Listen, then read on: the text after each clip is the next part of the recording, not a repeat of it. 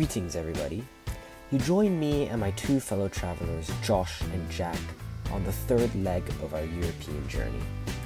Today we are at the foot of the Tatras mountains on the border between Slovakia and Poland.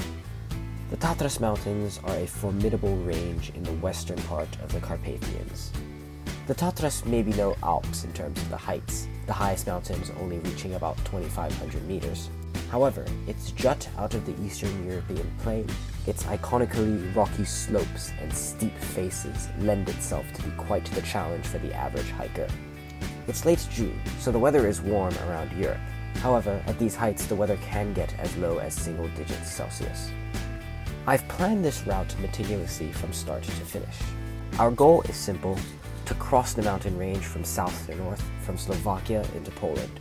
Our route is a cool 26.6 kilometers, from the small ski town of Sterbskie Pleso at the foothills of the Tatras Mountains, all the way over to Kasprowy Wierch, a peak on the Polish border from which a cable car will take us to our accommodation in the ski town of Zakopane on the Polish side. We are experienced hikers, me myself having traversed the 100-kilometer Maclehose Trail in Hong Kong. However, this is slightly out of our range. This sort of borders into the side of mountaineering, something that I have not had the chance to engage with before. There will be plenty to learn from this experience. However, what good is knowledge if you don't live long enough to be able to use it? Good morning. Time to take on the Tatras Mountains. 10 hours to Poland. Are we feeling it? It's quite chilly. It is quite cold. I'd say it's about 11, 12 degrees. And we'll be going up quite a few meters too, so fun. See up there? No fucking clue if that's our goal. You see that one over there? That one? Yeah, that's not where we're going. Hello. Time to hike to Poland. I took a walk. Now the memes begin. How are you feeling? Better. The chocolate is chocolate's out there. Y'all weird.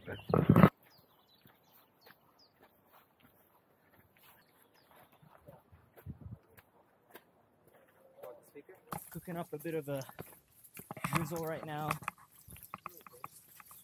It's nothing intolerable, but once we get to the rockier parts, we really don't want stuff to be slippery. Really beautiful drizzle, it's just misty.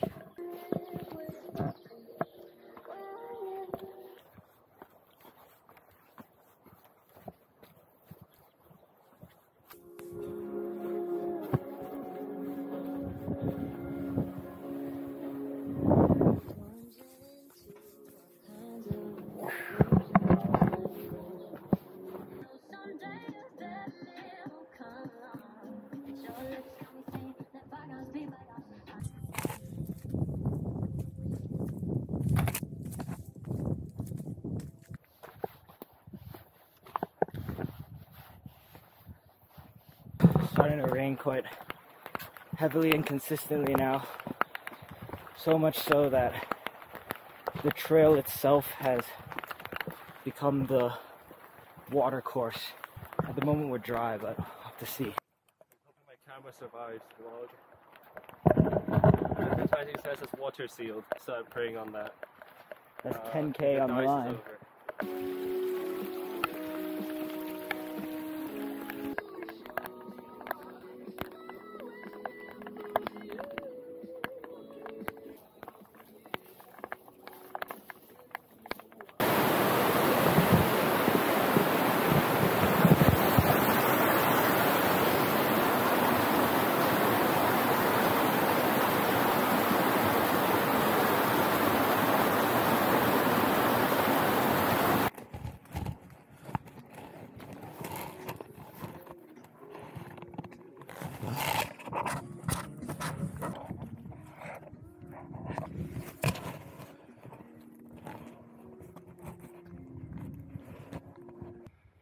Coming up on our first touchable snow here. We've been well above the snow altitude for a while now. Really fucking cold.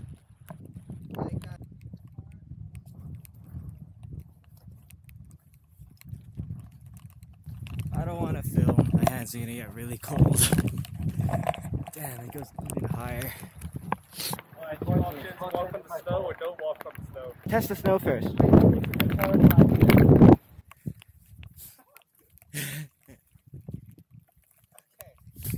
think that's enough for me. The issue is that there's Okay, yeah, hell no. Still moving good, but now it started snowing. All the bits of rain falling are now little ice droplets as we go higher and higher. It is really cold. You gotta keep moving.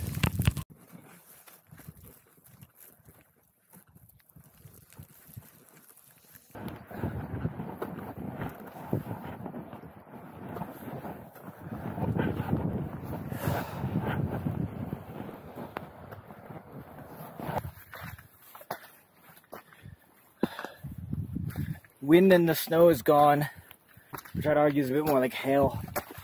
So I can afford to give an update. We're climbing to our highest peak right now. It's up there, top of this mountain. Man, this is so fucking cool, dude. I don't know how much this camera can show, but we started all the way down there on my pinky, I think. The forest all the way down there. Now we are in the middle of the Tatras mountains. So, isn't this just great? And this will be our highest point right here. You get some food. Blue Estonian flag.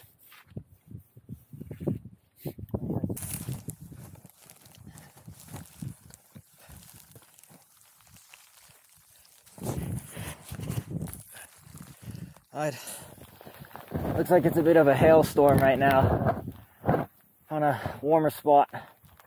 The caveat is that we're unsure about the conditions ahead. We know exactly what to expect if we turn back. True. Jack says keep going. In this? Based off of what? What will you feel right now? Look there. Look how fast the wind is blowing over. So for me, this weather is about as much as I can take. If it gets worse, then I can't take it. Sounds a bit like foreshadowing to me. Where we're standing right now, or No. over there? That blast of wind. Yeah. 4 millimeters of rain, my ass. Having paid close attention to the weather forecasts, including forecasts for the tops of these mountains, the weather we were seeing was nothing like we had expected. Where are the other hikers? That's my question. And quite an excellent question, in fact. As we had ascended the mountain, we had noticed that there were some groups of hikers behind us, following. Having been on this peak for about 15 minutes, we noticed that in the weather, no one else had come up behind us. Perhaps this would have been a great clue for us to turn back.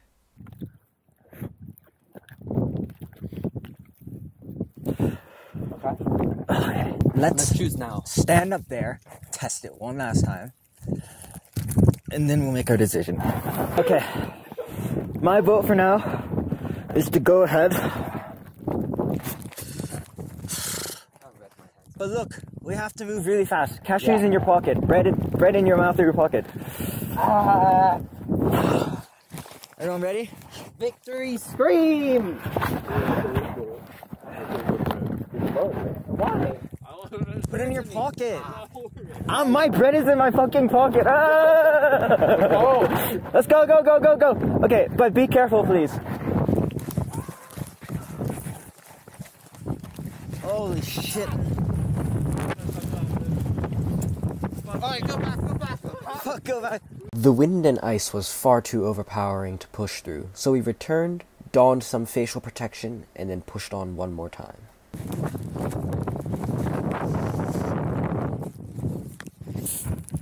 Move quick. but don't die. Could be slippery because of snow and hail. Can't hear you!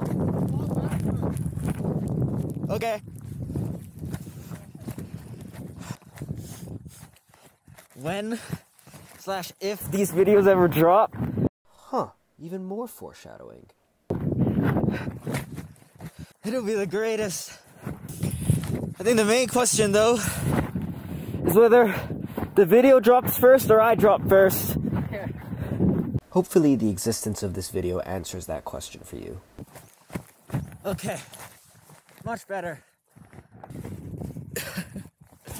I can't.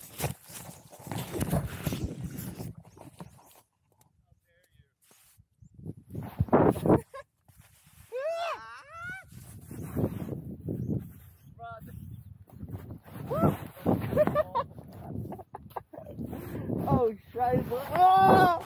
Oh, no, no, no, no, still in my shoe, still in my shoe, still in my shoe.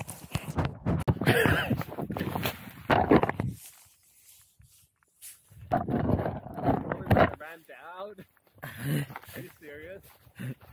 You told me. You saw me sprint down, right? I didn't. I took a fall. Whee! Boing! Now I take out the breads that I very intelligently stored in my pocket, throw some salami, and head on down the hill. Dude, these mountains are absolutely amazing. Cannot believe we are here. Cannot believe it. Blue skies, beautiful craggy mountains, snow. But it does seem there may be another set of storm clouds coming over. So, onwards.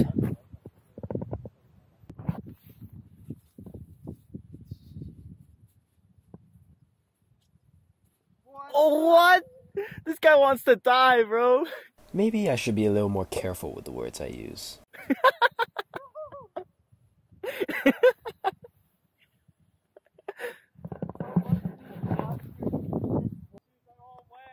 You stupid ass!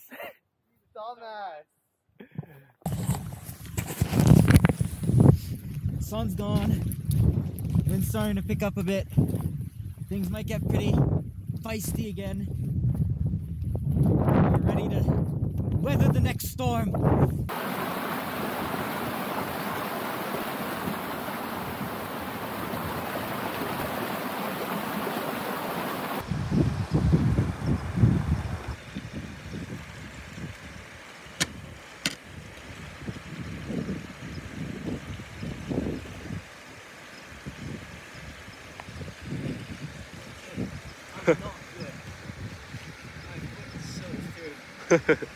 It's over.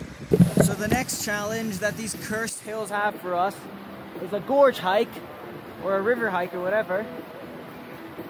But our shoes have no more grip because they're wet.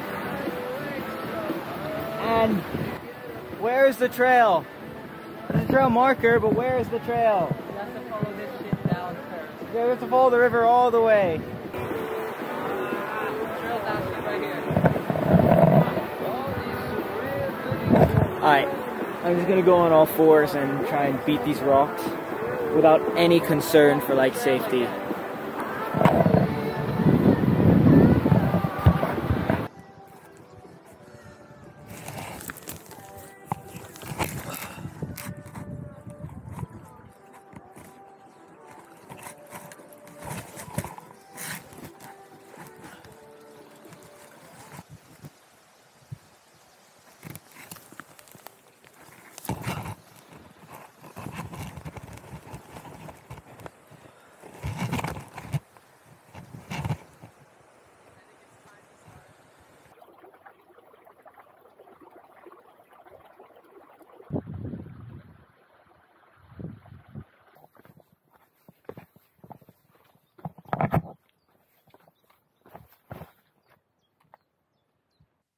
Bro, look at this dude. He's taking a piss, bro.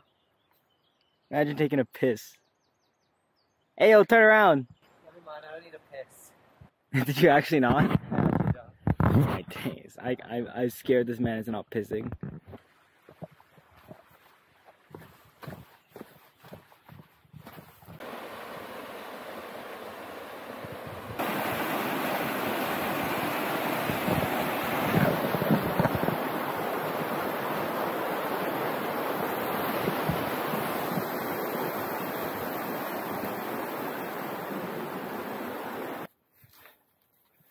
Oh my god, I see something civilized. There's a truck here.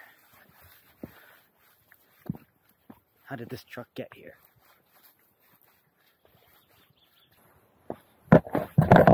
Alright, so we're a little short on time if we want to make that 6:30 cable car. I'm estimating that it'll be around 8 km in about 3 hours to get there. So we're just going to try and push as hard as we can so we don't miss this thing and we don't have to hike to our accommodation, which would be really annoying. Alright, let's go.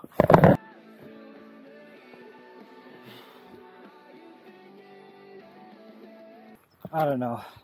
I think it's really hard to have a sense of scale as to how big this place is and how big these mountains are. What we're climbing, but just look at it.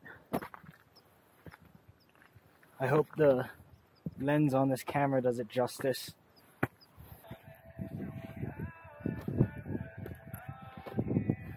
Holy crap. This right here was the critical junction.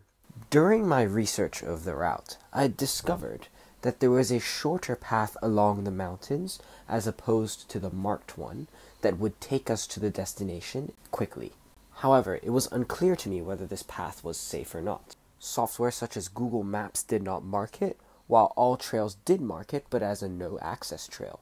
On the other hand, using satellite imagery from Google Maps and Google Earth, I could find evidence of the trail, and better yet, according to the official map that I'd purchased the day before, there was indeed a footpath available. However, as we would soon learn, the label footpath was generous, to say the least. Look, I don't want anyone questioning what's going on right now, because I don't even know either.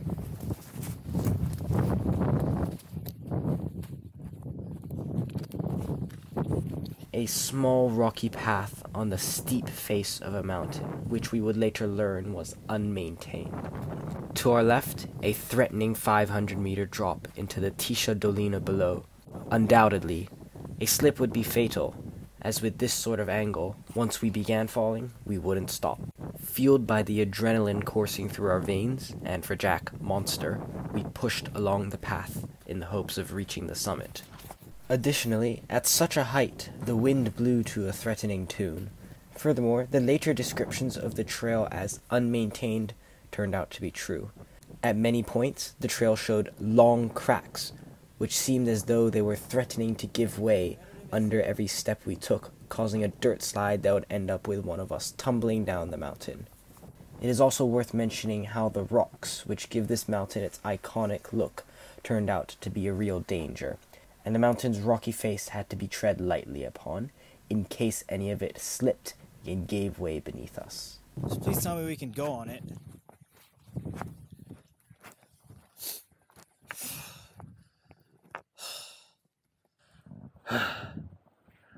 Oh my days, bro. Yeah. This is incredibly dangerous.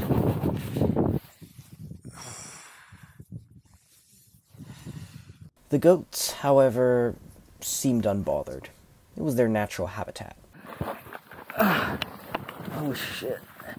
I mean, if I fell here, I wouldn't fall off a cliff.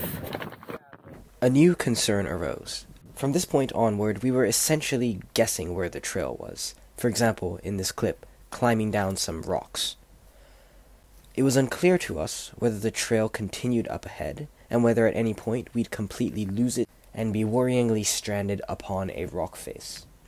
This, my friend, is the Tatras Mountains.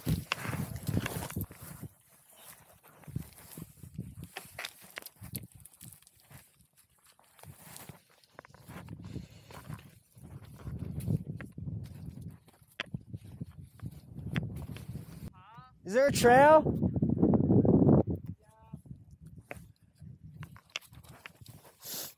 This precarious rock slide here was the final straw. Even as our final destination loomed in the distance, visible to us, we sat down and decided that we were stuck, and this was the time to call emergency services. We determined that our safest bet would be to head down to some flat land at which we could rest and possibly be picked up by rescue teams.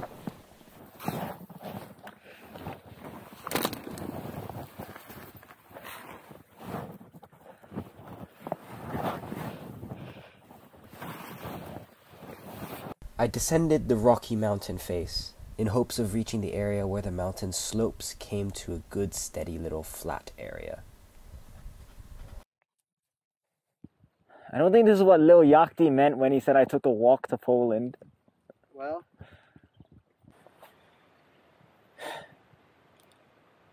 Good evening, everyone. It's looking really bad right now. And what we've decided to do is find this safe, flat space that hopefully affords some kind of shelter from wind. And then what we're going to do is we're going to try to call emergency services. We have no cell, but we're going to call emergency services and hopefully they have a way to get us out of here. This hinges on two things. Number one is that you can call emergency services without mobile data because there's nothing out here. And number two is that they'll actually come out here to rescue us. Otherwise, we have some pretty extreme planning to do because it's really not looking good. I'll talk when things are looking better. From our little safe spot, we weighed our options. We determined that we would split up momentarily. I would stay with the bags while Jack and Josh would pursue a signal to see if they could call rescue services. Because then we'll still have a bit of light to be able to hike down to the real trail. There's a real trail Through the down. forest. Through the original, the quote-unquote long route. But wasn't that up? No, the long route. The one that I ditched for this. That's our only chance. Okay. Oh, and here's a overview of the exact spot that we are in. However, they had no luck with the data, and as close as we were to the border with Poland and the top of the ridge from which data could be accessed, nothing came. We were on our own now, and we devised a plan. We will now head east. We will follow this river until we get to the other, more marked trail that goes to Kaprovsky Virch. From there, we will not go up to Kaprovsky Virch. We will then head east, southeast, and then find the shelter at the junction that goes to Kaprovsky Virch. That is the plan. At this point, intuition served us well. We had stopped at the Valentkov Pleso, a small lake at the top of the Valentkov Valley. Thanks to our decision to stop here, we had picked one of the more modest descents from our height down to the valley, one that wasn't as steep. We weren't exactly clear of this at the time, but we somehow just knew that to follow the river would be the best idea. Where we had initially quit the trail was also extremely advantageous. It itself is named the Valentkov Kamien, a glacial circle that once provided shelter for Polish shepherds. I have no clue how, by the way, but these places somehow have their own Wikipedia pages in Poland and Slovakia.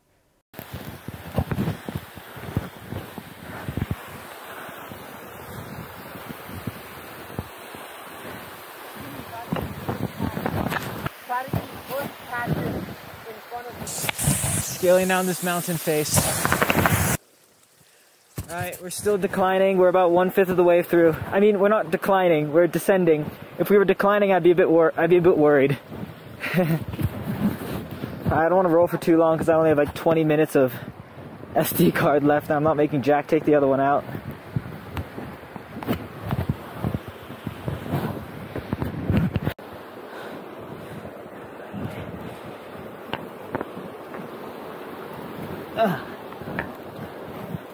Nice.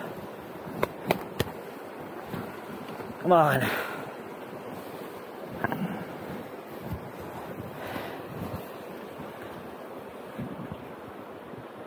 What if we just treated this like we actually intended to do this? Yeah. Regardless of what happens? I did intend to do this. Yeah, no, yeah, this was totally the plan. Yeah, gorge hike? Totally. Sleep over in the random shelter? That hopefully is big enough to fit us? Yeah, I don't know. It's definitely the way you cook a good trip. Ah, no. Not being able to call phone service, it's not a bug. It's a mechanic. Adds to the Adds to the drama.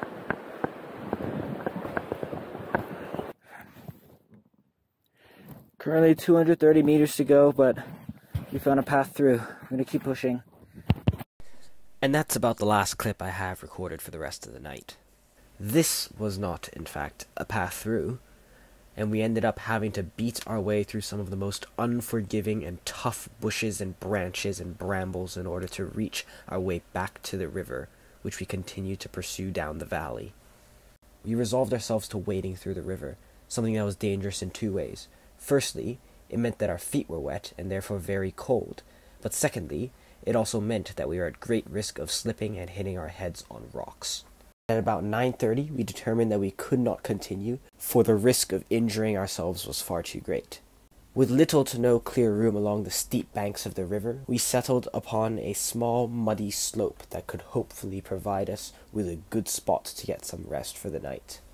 Throughout the night, rain persisted, while our altitude ensured that the temperatures were able to drop to near freezing.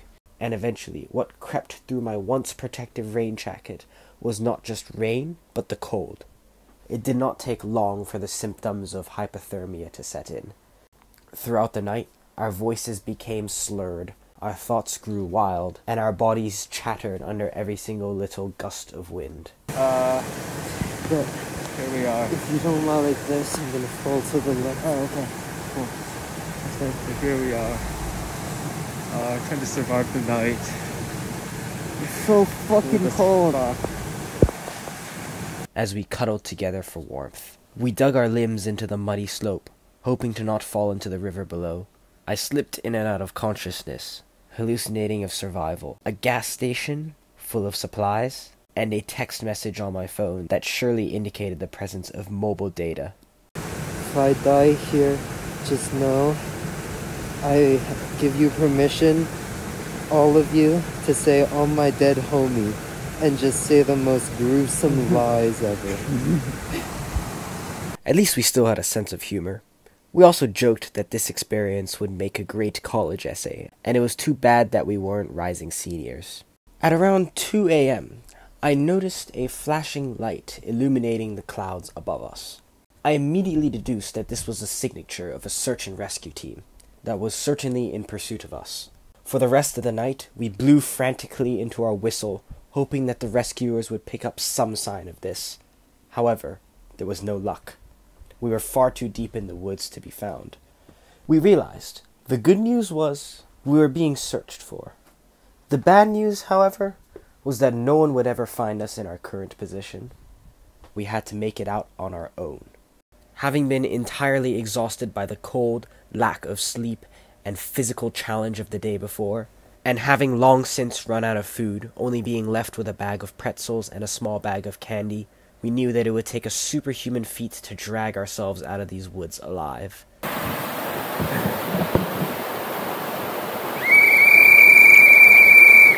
So, I don't want to say too much because I want to save battery and stuff, but we woke up at 4:15 a.m. after a pretty sleepless night to try and get out at first light and to basically just march along this river.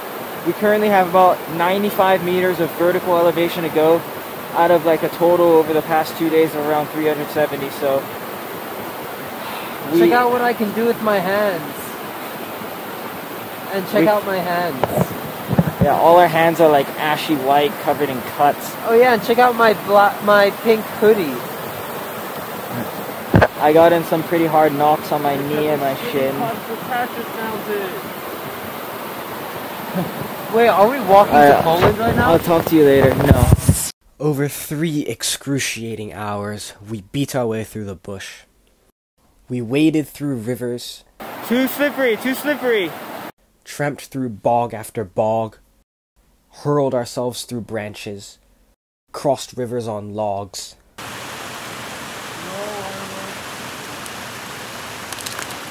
Our bodies taking quite the beating. Even as the day brought warmth to our landscape, we continued to shiver, so much so that the branches shook beneath us.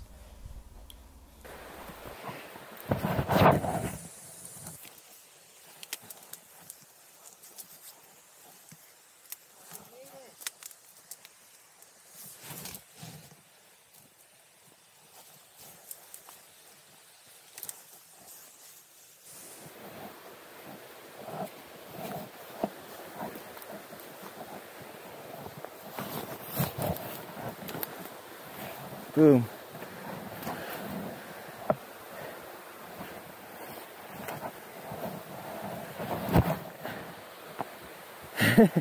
Great idea. After 14 demanding hours, we had at last reached our goal, the marked path running through the bottom of the valley. So we found a log cabin back here. It was marked on our maps, but it appears to be uninhabited and for a while. So now the plan is, after a well-calculated discussion, in my opinion, that we will walk around maybe 12 kilometers to just return to Slovakia, to this town called Podbanks that I had researched as an alternate starting point. There's hotels there, and hopefully it's really cold, but hopefully it gets warmer as the day grows. Might not be much footage, but if possible, we'll try to call the Forest Service people here and see if they can drive us out, because we don't really think that it's necessary to call emergency services anymore. And regardless, we don't have data, so we'll see.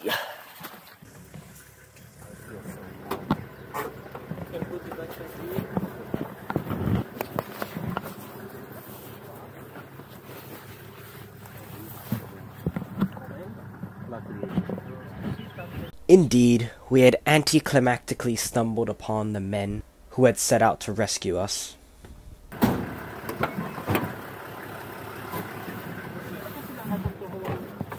Thank you.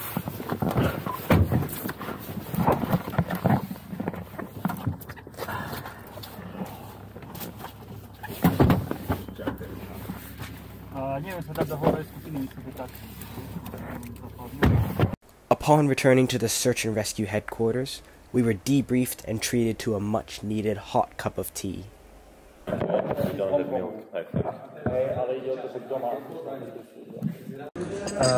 Two helicopters were ready to rescue for you, one from Poland, one from Slovak side. Also some mountain rescuers from Polish side were looking for you during the night. Okay, and quite a lot of people were ready and looking for you during the night, because they were, the reason was the weather. They knew that the weather is very harsh, the conditions for survival are very, very bad, so they were assuming worse conditions for you, and that something wrong may happen to you. Okay? So basically, we are very happy that you are without any injuries and in a good, fit mode. So. We were informed that that morning, a large rescue operation had set out to look for us, including multiple Polish and Slovak rescue teams and 2 helicopters. Citing the abnormally harsh weather, near freezing temperatures, and apparently grizzly bears, we were told that our chances of survival had been low, and that the rescue teams themselves had been surprised to see us simply walk out on foot without any significant injuries. To jest wszystko, nie? No, okay. Okay, that's all, boys. Thank you very much. You can get packed. Ciao. Ciao. I will go down. And that concludes our near-death experience in the Tatras Mountains of Slovakia. Did we make mistakes? Absolutely. But at the same time, were there other factors that were out of our control that made things harder than they had to be? Absolutely. Down the stretch, did we make good clutch decisions? I absolutely think we did that too. But most importantly, did we learn something? I think we learned an incredible amount, not just about survival, but also just about how powerful and persistent the human body can be, and finally, and most importantly, about how grateful we should be for our lives. That's why they say you live and you learn. But first, you've got to live.